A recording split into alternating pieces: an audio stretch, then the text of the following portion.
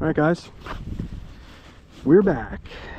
After the J10 crash, I wanted to keep this this Freewing 64 motor in something, so I transplanted it into my 64 Viggen. I want to let you guys know how the 64 Viggen flies with a 6S 64 from Freewing. This is the super powerful one, a lot of thrust, and so I put an old foam F18 nose on here because I crashed this once when I screwed up on the CG. An old foam, it looks good, it matches, and I had to repair this tip here.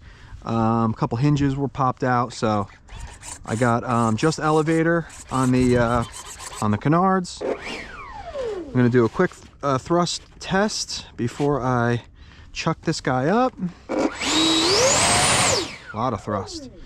All right, actually, my buddy Chris from the Facebook group, I saw him throwing this thing from the back, and I am gonna do the same. So I'm gonna throw this thing, yeah, I'm just gonna throw it right from the back here. I'm gonna throw it right from the back, like I do the F-22. And let's go get a good flight from the Viggen. Ready? Ooh. Ooh. Wow, it's switchy. Needs trim. Definitely needs trim.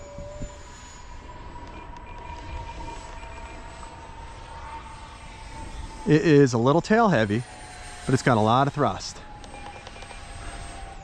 And the thrust line is a little bit off.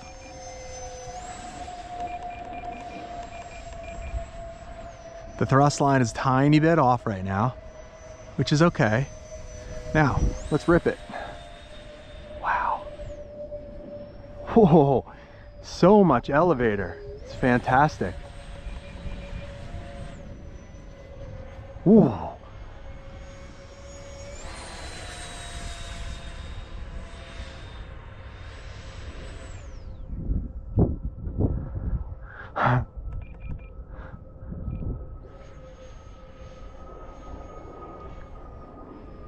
Flying great. Oop. Getting tossed in the wind a little bit.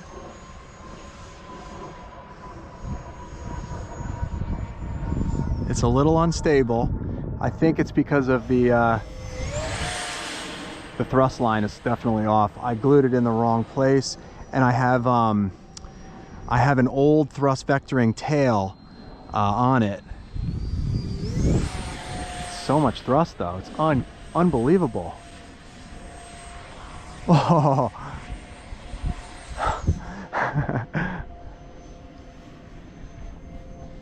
I got people in the field over here, so I'm gonna try and walk out a little bit because I don't want to hit anybody.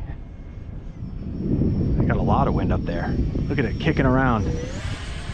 Stopping the wind. Turn it, turn it, turn it, turn it, turn it. Straight up. Ready, get a little bit of airspeed, kick it. Oh, it's like it's thrust vectored. I forgot how much elevator authority that you actually have with the Viggen.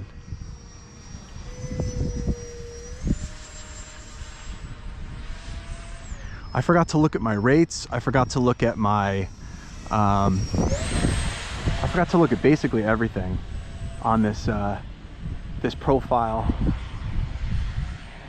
Flat spin, flat spin. It comes right out. All right, let's bring this guy in.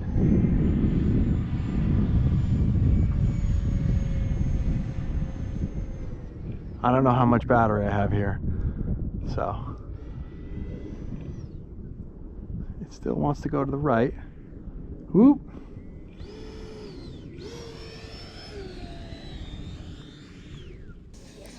Okay, so you guys will see here that I basically had my right elevon completely detached. Believe it or not, it was actually both dubro nylon hinges, so From now on, I will never be using those again. That's why I was pulling to the right. The EDF was not in the wrong place. You can see here. Oh, that's why it's not flying right. Look at that. You see that? That is a hinge that is disconnected right there. I knew something was wrong. When something feels wrong, use your gut. And I'm seriously, I need to find a way to bring CA glue like as like a travel kit kind of. The problem with my CA glue bottles is I leave them open. I don't cover them because when you cover them, sometimes the cap dries on. I know everybody says wipe it, blah, blah, blah. But so I can't bring it here because if it tips over, it's gonna fall over the place. So look at this, look at that. That right there, sir, is a disconnected control surface, and unfortunately I don't. Okay, so I'm going to cut this video short here. Basically what I realize is that I can't fix this hinge. I thought I could fix it at the field. I go on and on trying to fix it. I was going to shove a little piece of metal through one of the dubro hinge holes and pin it in place, but it ended up being loose on both sides of the hinge. So not a good situation. Do not use the dubro nylon hinges. They're so slippery. The CA glue eventually disconnects from them, and it's just definitely not a good idea to use them. Use CA hinges. Use PLA hinges. CA glue likes to stick to PLA, not and lightweight PLA, and also CA hinges, obviously. So use those. Don't use those stupid slippery ones, and then you'll be good to go.